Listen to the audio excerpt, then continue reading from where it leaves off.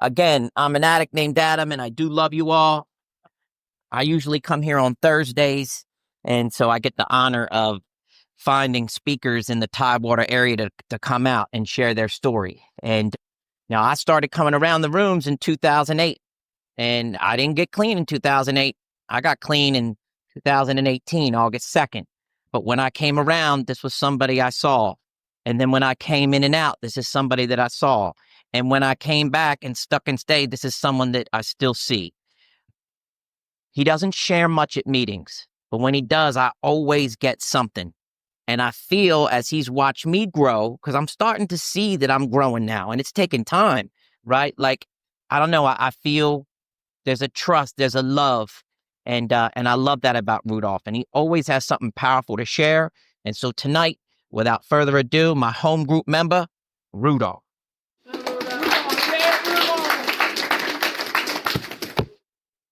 My name is Rudolph. I'm an addict. Got a friend in the rooms that always tell us, great for addicts, don't use no matter what. Didn't understand that at first when I first came in here, but I understand it now. No matter what I go through on a daily basis, living life on lifetime, you're not going to use behind. Can't hear you. Oh, come on, you come up here. Okay.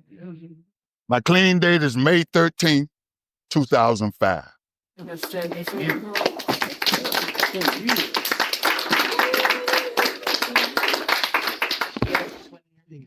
Right, now I'll celebrate 20 years. And I'll invite any of y'all that's out at that time to come to my celebration.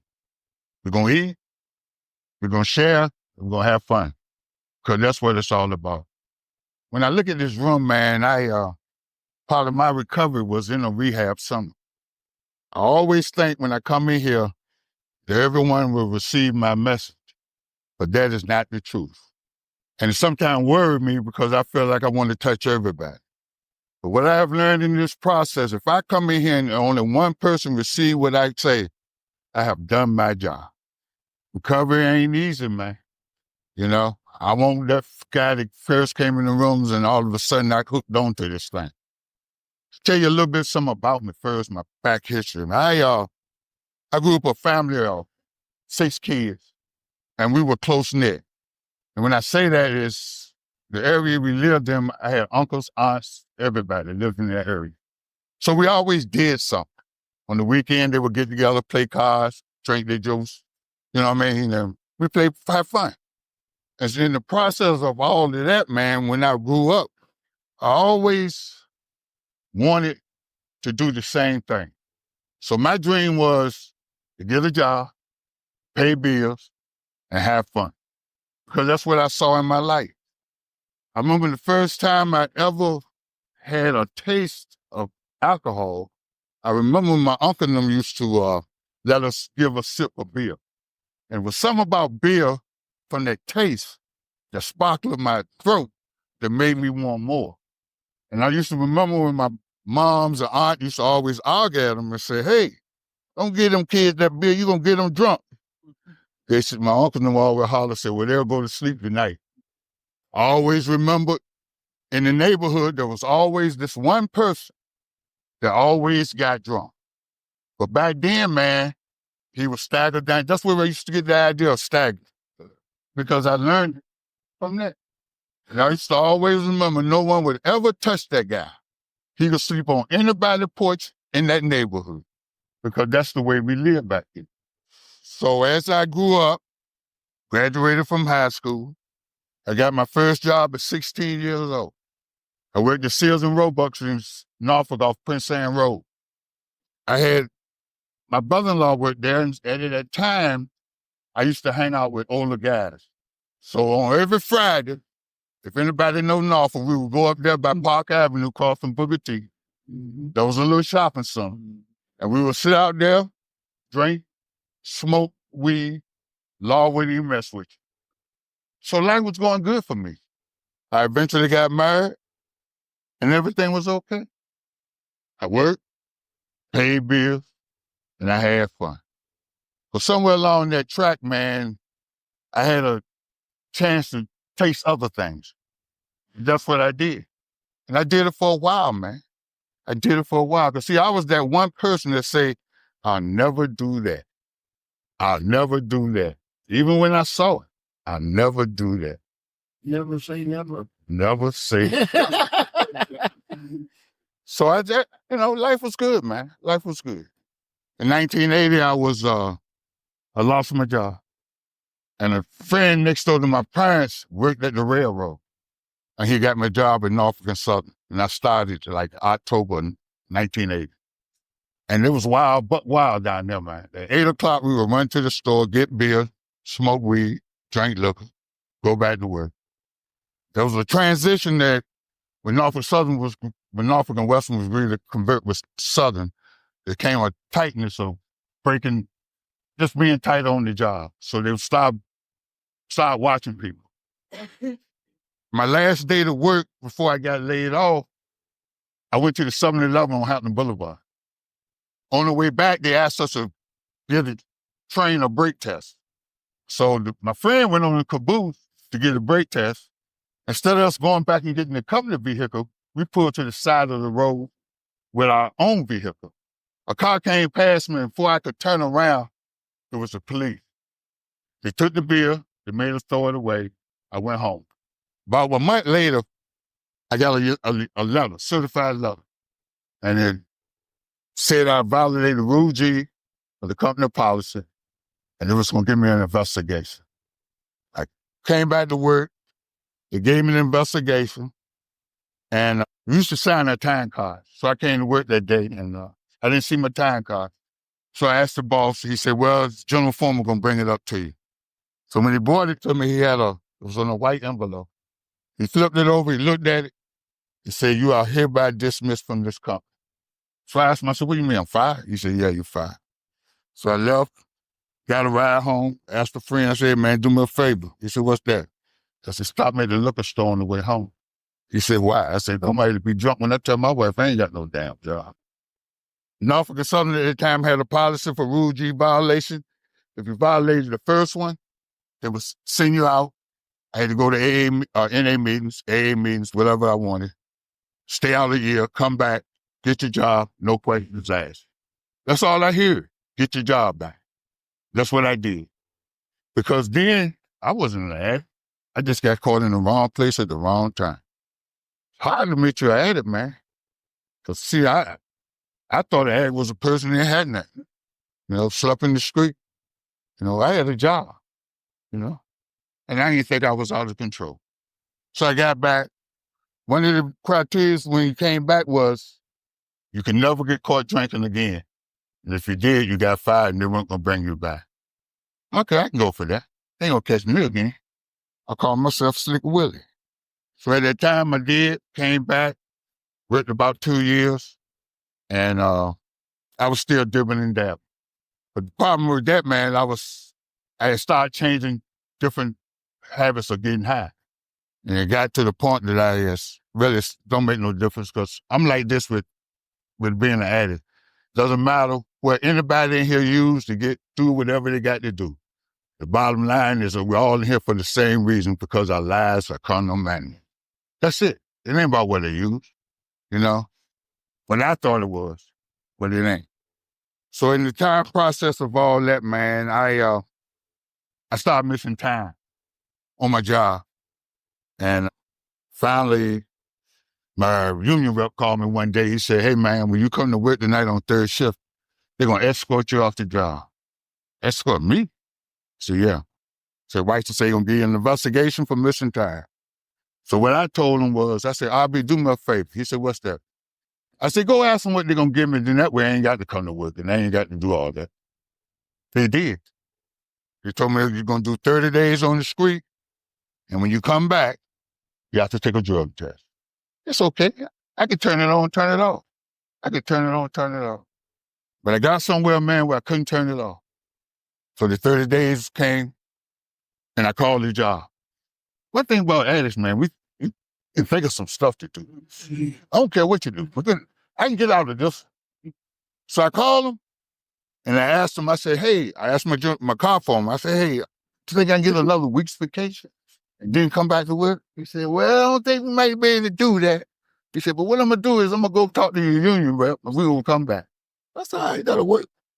So they came back, they told me, they said, okay, we're going to give you that week off, but you still got to take the drug test today. Oh, shit. Right. So I stuck between a rock and a hard place. But I'm still thinking, what can I do to get out of this? So I called them back. I said, I don't know if I'm able to make that doctor's drug test. They said, well, what's the problem? I said, my dang car broke down, man. I can't get. Car plumber said, hold on. I'll call you right back. He called me back. He said, where you live? We're coming and get you. Oh, shit. Yeah. What? No, you should have known that. I said, all right. Now I got to go to plan B or C or D or something. I got to go somewhere. So I told him, I said, I called my son. I said, I need some money. He never asked me why. He came past, he gave me $100. So I went down to one of those little natural shops where you drink stuff and it's going to kill you. That Wednesday, I answered the telephone and they said, Mr. Smith, the doctor want to talk to you. And the doctor said, Mr. Smith, you failed the drug test.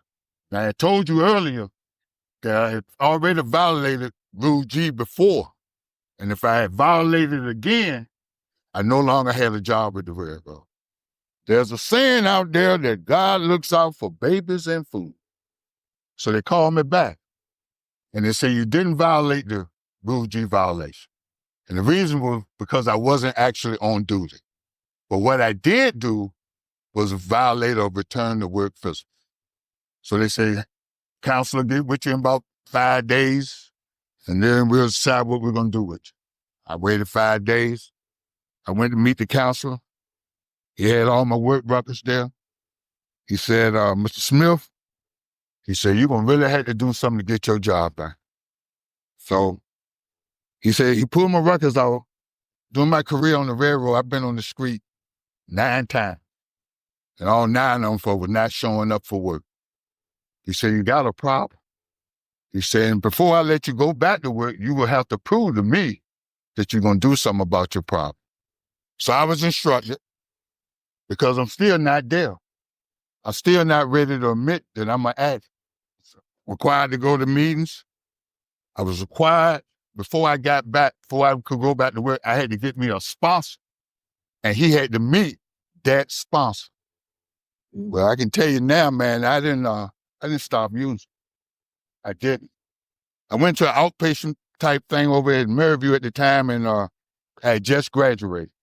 This is the embarrassing part. I had just graduated.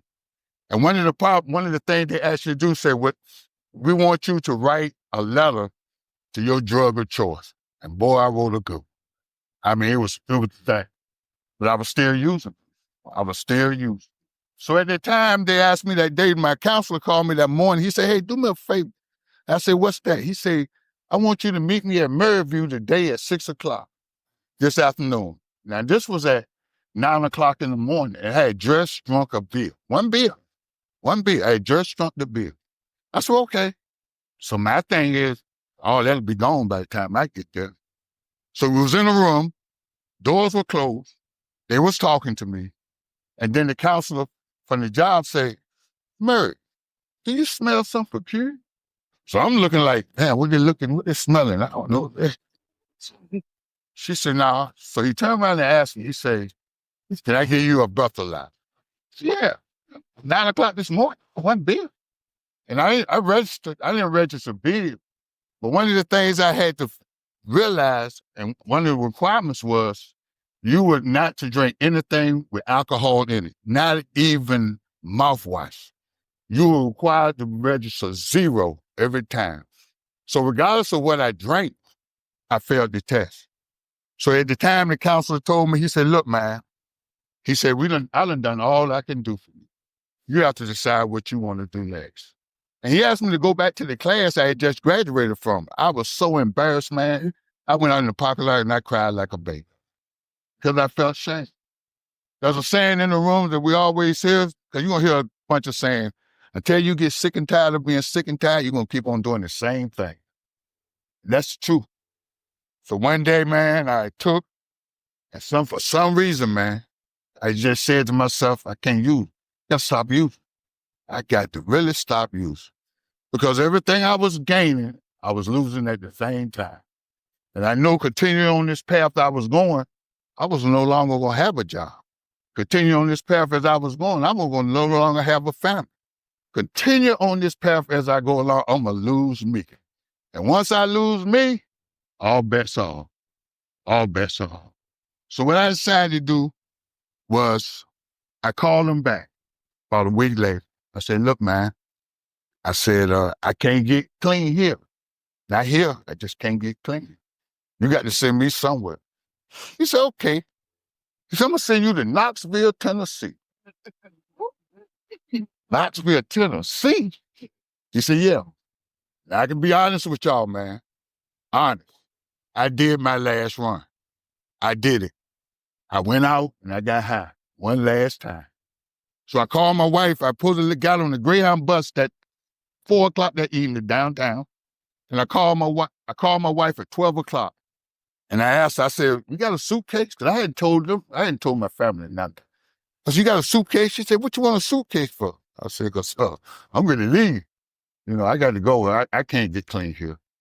My wife hesitated, man. Then my wife told me, say, hold on, I'm going to come home and help you pack.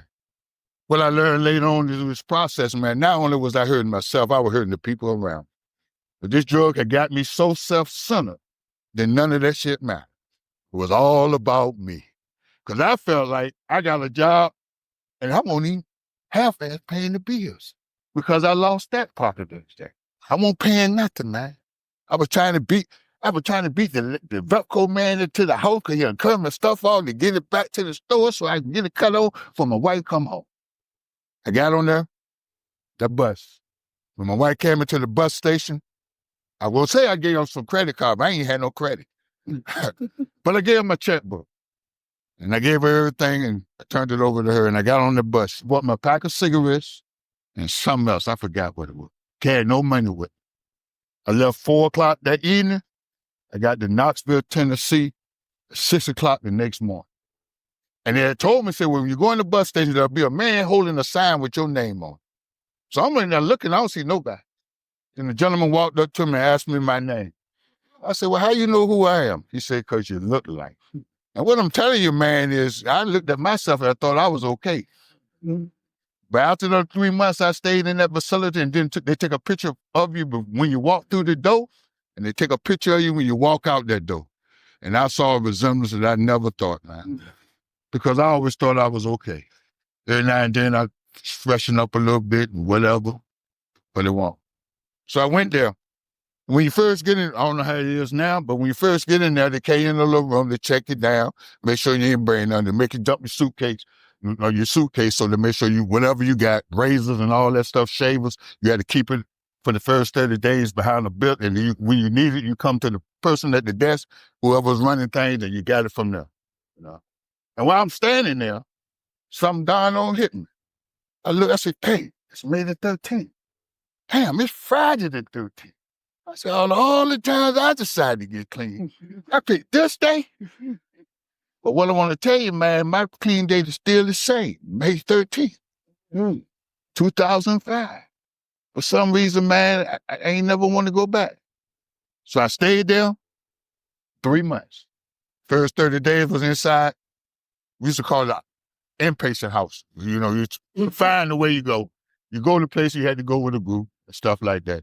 The next 60 days, they have facilities outside of the area. We could go there, you know, and you did. But I couldn't have a cell phone. I had to go to the office to use the cell phone to talk. I couldn't keep my cell phone on me all day long. You know what I mean? It was accountability. You had to do it. So I stayed there 3 months, man, and I was scared to leave. You know, sometimes, man, for me, it was, seemed like I did better in a controlled atmosphere. You know, sometimes you got people watching you, you kind of like do better. But they say I had to go. I was scared, man. Isolation is one of my biggest fears when first in recovery. Isolation. Because I was that guy that always asked the question. I was that guy that always answered my own questions. and I always got in trouble. And I really didn't know if I was really there yet. That was the scared part. But I came on home. The next day I went to meetings. I wasn't working anyway. Railroad was paying me to be out. And I went to meetings. But I stayed in meetings, man. I went to 2 or 3 meetings a day. Because sometimes that one little inch or 10 minutes will carry you on hot fire. And I just needed to go somewhere to relieve it. Because sometimes when I went to meetings, man, and I did that hour and a half, sometimes I could get through the next end of the night. You know what I mean? I didn't know if I was going to ever stop, man. But one of the suggestions that I took, because people always give you suggestions, but I did this for 1 year. Did 2 things for 1 year. The first one was my wife handled all of my financial affairs. I didn't buy nothing because I couldn't trust myself with money. In recovery for me, it was about getting honest about me. It ain't about getting honest with them. It ain't even about representing if they see I'm doing right. Because one thing I've learned in this process is when I do right, people see me do right. I ain't got this. You might have the bets on against me, but sooner or later, you're going to be betting on somebody else that they ain't going to make it. That was the first thing I did. The second thing I did, and people think it's funny, when I walked into a grocery store, wherever the alcohol beverage was, I never shopped on that side of the store. I'm telling you, man, for a whole year, I never shopped on that side of the store because I didn't want any temptation to walk down the aisle, see that beer cold sweating in there, because I didn't trust myself at that time, I made my first year. I thought it was impossible, man, but it ain't. Getting clean is hard. Staying clean is even harder. But I guarantee you, though, man, that if you stay clean in here long enough, your life will change without your permission. I guarantee you that, One thing I always tell people, I'm not perfect. Far, far, far from it. Only perfect thing I have done, I haven't used since May 13th, 2005. Yes, sir. My first sponsor told me in my first year, don't concentrate on nothing. What's going on outside, just don't use. Because I guarantee you, none of us walked in here with like we were angels. Nothing over our head. You know what I mean? We all come in here with problems. But my first thing was just not to use. Do I live life on life perfect? Nah. Don't do it. Do I make mistakes as this day? Yes, I do.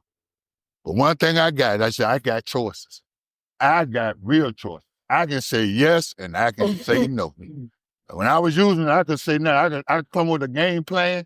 I'm going to put this over here. I'm going to stash this over here. And then I'm going to be okay.